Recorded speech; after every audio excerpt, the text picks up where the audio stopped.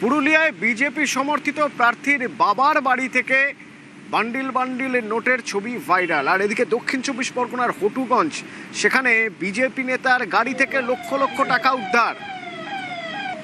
দক্ষিণ চব্বিশ পরগনার হটুগঞ্জে প্রায় 10 লক্ষ টাকা উদ্ধার হয়েছে নাকা চেকিংয়ে।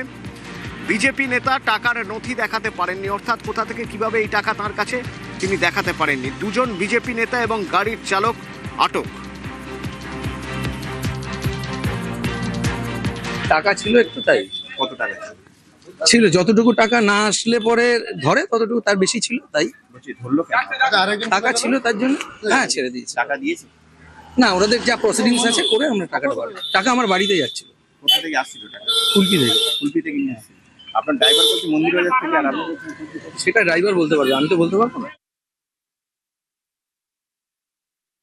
বিজেপি টাকা দিয়ে যে ভোট কেনার প্রবণতা বা প্রত্যেকটা রাজ্যে আর কি যেভাবে সরকার গঠন করেছে, অন্য দল থেকে ভাঙিয়ে নিয়েছে টাকার বিনিময়ে, আজকের আবার তা প্রমাণ হয়ে গেল। এবং যারা অ্যারেস্ট হয়েছে তারা মগরাহাট পশ্চিম বিজেপির কনভেনার এবং অবজারভার। বিজেপি চেষ্টা করছে টাকা দিয়ে মগরাহাট পশ্চিম বিধানসভা কিনে নেওয়ার জন্য, কিন্তু এখানকার মানুষ সচেতন, টাকা বিজেপির কাছ থেকে নেবে কিন্তু ভোট তৃণমূল কংগ্রেসকেই দেবে।